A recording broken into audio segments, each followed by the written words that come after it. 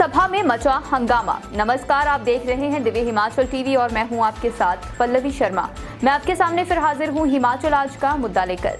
विधानसभा के मॉनसून सत्र में जहां मुद्दों पर बहस की उम्मीद थी, वहीं ये नारेबाजी में बदल गई। विपक्ष के अविश्वास प्रस्ताव से विधानसभा में खूब हंगामा हुआ और नौबत वॉकआउट तक आ गई। नेता प्रतिपक्ष के संबोधन से ही सदन के दोनों तरफ हंगामा मचा और सत्ता पक्ष और विपक्ष में खूब नारेबाजी हुई।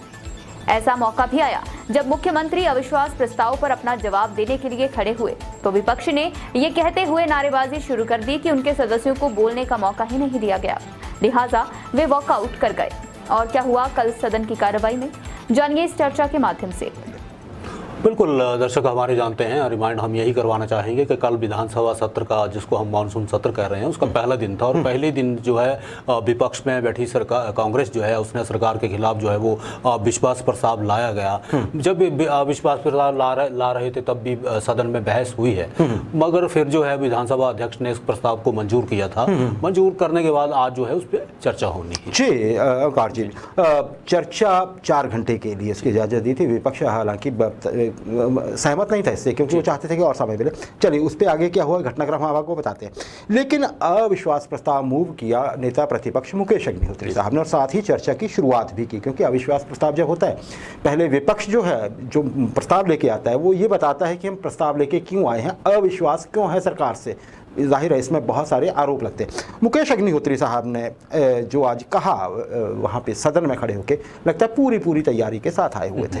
क्या कहा उन्होंने, क्या आरोप? बिल्कुल अनिल जी, जैसे हम विपक्ष की तरफ से आरोप लगते आ रहे हैं, आज भी वही आरोप जो है विधानसभा के भीतर दोहराए गए हैं। बेरोजगारी है, महंगाई है, भ्रष्टाचार है, और सबसे बड़ा हमला जो उन्होंने किया वो पुलिस भर्ती पेपर लीक मामले को उन्होंने किया है। तो इस पर उन्होंने सरकार पे खूब हमला बोला है और सरकार जो है वो इसमें फिर इसी तरह से चर्चा चलती रही और वो जो है वो उसको बढ़ाया गया, आगे बढ़ाया गया। हाँ देखिए, मुकेश अग्निहोत्री साहब ने बाकी तो इनएफिशिएंट तो बताया, सरकार को कई चीज़ों पे घेरा, कानून व्यवस्था पे घेरा, सब। आपने सही कहा, भर्ती पे बहुत जोर दिया उन्होंने कि, और उन्होंने तो ये आरोप लगाया कि देखिए ये प्रश्न पत्र तो बेचे गए हैं, ये कोई ये नहीं हुआ कि वो लीक हुआ है। साथ ही साथ उन्होंने इस पर पुलिस अधिकारियों की भूमिका पर भी सवाल उठाए, और साथ ही ये भी कहा कि ये केस सीबीआई के पास गया भी है या नहीं गया है। मतलब उनकी भावना कुछ ऐसी थी, ये रिकॉर्ड में कुछ आगे पीछे हो सकता है, क्योंकि विशेषाधिकार है इसमें सदन का, तो हम आपको उतनी जानकारी दे पाएंगे इसमें जैसा कि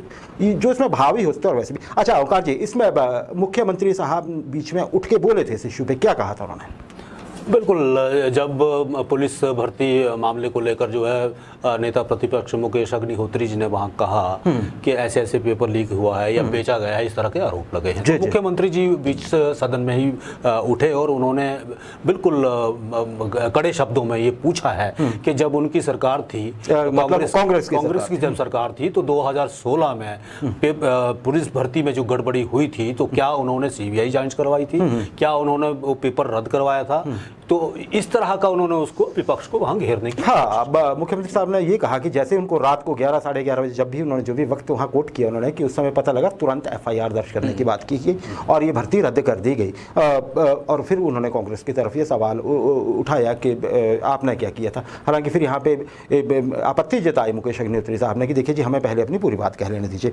अच्छा, चर्चा में एक और जो व्यक्तित्व थे, किन्नौर के विधायक जगत सिंह नेगी, उन्होंने भी खूब निशाना साधा सरकार पर, खासकर कर्ज लेने को लेकर। क्या कहा जगत सिंह नेगी ने? बिल्कुल अनिल जी, एक थोड़ा सा हम बता दें दर्शकों को कि जब नेता लोग जो हैं वो जनसभा में बोलते हैं तो उनका लहजा कुछ अलग से होता है। जब वो सदन में बोलते हैं तो सदन का बोला हुआ जो है वो एक दस्तावेज, वो एक दस्तावेज, वो एक रिकॉर्ड में चीज आ जाती है। तो जगत सिंह नेगी एमएलए हैं, कांग्रेस के बड़े वरिष्ठ नेता हैं, उन्होंने सवाल ये उठाया कि सरकार जो है वो हेलीकॉप्टर का बेवजह इस्तेमाल कर रही है। तो इस प्रश्न का जो उत्तर मुख्यमंत्री जी ने दिया है, तो मुख्यमंत्री जी ने कहा कि कांग्रेस के समय किस तरह से इस्तेमाल होता था और किस तरह से होता था ये कांग्रेस भी जानती है। जगत सिंह नेगी जी का ये कहना था कि अगर मुख्यमंत्री महोदय को शिमला से सोलन भी जाना होता है तो वो हेलीकॉप्टर का इस्तेमाल करते हैं। उनका सुझाव ये था कि हेलीकॉप्टर का इस्तेमाल न करते हुए वो सड़क मार्ग से जाएं। सड़क मार्ग से जाएंगे तो मतलब एक सुझाव था कि सड़क मार्ग से जाएंगे तो समय भी कम लगेगा और धन भी कम। जी, और साथ ही उन्होंने कहा जी, जो कर्ज लिया जा रहा है प्रदेश सरकार में ये आरोप लग रहे हैं कांग्रेस की तरफ से बार बार कि देखिए जब पहले इतना का कर्ज होता था इतना, और इस सरकार में बहुत ज़्यादा कर्ज लिया गया है और प्रदेश को बहुत ज़्यादा आप ये कहिए कि ऋण के बोझ तले दबा दिया गया है। ये भी उन्होंने आरोप लगाया, कुछ उन्होंने फिगर भी कोट किए इस मामले को लेके। अच्छा ओंकार जी, इस आरोप के जवाब में भी मुख्यमंत्री ने कुछ कहा अपनी तरफ से, क्या कहा, क्या जवाब दिया मुख्यमंत्री ने? बिल्कुल, मुख्यमंत्री महोदय ने वहाँ अनिल जी बिल्कुल आंकड़ा रखा है। उन्होंने कहा कि जब 2012 में भाजपा ने सत्ता छोड़ी, सत्ता से बाहर हुई है, तब प्रदेश पे 28,000 करोड़ का कर्ज था। मगर जब दोबारा भाजपा जो है सत्ता में आई है तो उसके सामने जो है ये 28,000 करोड़ का कर्ज जो था वो 48,000 करोड़ हो गया था। तो इस तरह से सवाल जवाब वहाँ हुए हैं। जी जी। तो कोई पक्ष और विपक्ष जो है सहज और असहज वहाँ होते हैं। जी जी। मुख्यमंत्री साहब ने एक और बात भी कही ओंकार जी, इसमें मैं आपकी बात को आगे बढ़ाते हुए कहना चाहूँगा। उन्होंने ये कहा, कांग्रेस के नेताओं पर आरोप लगाया कि देखिए जी आप पहले होमवर्क जैसा कर लीजिए कि कर्ज कितना है। उनका ये कहना था कि कोई 60,000 करोड़ बता रहा है वर्तमान में कर्ज, कोई 70,000 करोड़ बता रहा है, कोई 80,000 करोड़ बता रहे हैं। तो उन्होंने कहा कि पहले तो आप एक आंकड़े पे पहुंच जाएं कि कर्ज है कितना प्रदेश पे। साथ ही साथ उन्होंने कोविड का भी हवाला दिया कि देखिए हम ऐसी विपरीत परिस्थितियों में सरकार चलाई है जब 2 साल कोविड से बहुत बहुत बुरा हाल था और तब प्रदेश के लोगों को सुविधा देने के लिए ऐसा करना बहुत ज़रूरी भी था।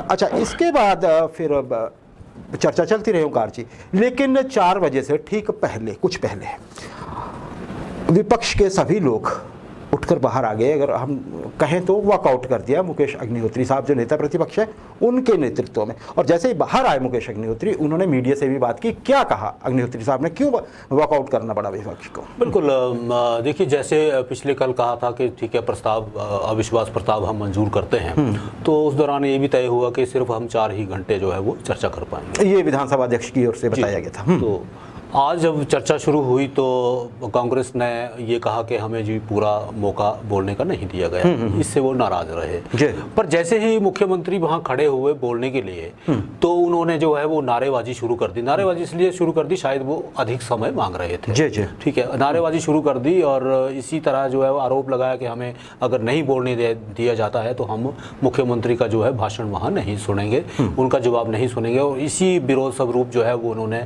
बहिर्गमन कर दिया, बाइकआउट कर दिया और नारे लगाते हुए जो है वो सदन से बाहर चले गए। जी जी। मुकेश अग्निहोत्री साहब ने ये भी जोड़ा इसमें ओंकार जी कि देखिए ये सदन जो है ये रात तक भी चला है। तो आज 5 बजे तक ही कार्रवाई थी, तो उसके बाद समय खाली था तो उसको आगे भी बढ़ाया जा सकता था। लेकिन कांग्रेस के बहुत से ऐसे वरिष्ठ नेता थे जिन्होंने तैयारी की हुई थी अपनी बात रखने की अविश्वास प्रस्ताव पे। उन्होंने कहा कि 4 घंटे का समय बहुत कम होता है, इसलिए जैसे ही मुख्यमंत्री साहब को बोलने के लिए कहा गया कि आप जवाब दीजिए तो हमने बाहर आना सही समझा। पर यहाँ भी आरोपों की बहुत झड़ी लगाई मीडिया के सामने अपने नेता प्रतिपक्ष ने। और साथ ही उन्होंने ये भी कहा कि सरकार को इस्तीफा दे देना चाहिए अब, क्योंकि अविश्वास प्रस्ताव आया है उनके पास। खैर इस पर वोटिंग वगैरह का भी ऐसा कुछ नहीं हुआ। तो ओंकार जी चलिए, ये तो आज हो गए विधानसभा की कार्रवाई पे। कल तीसरा दिन है ओंकार जी, क्योंकि 4 ही दिन का सत्र बहुत छोटा है, मानसून सत्र 4 ही दिन का है और ये अंतिम सत्र भी है 13वीं विधानसभा का। तो अब देखते हैं कल क्या होगा, जो भी होगा आपके सामने हम लेकर आएंगे।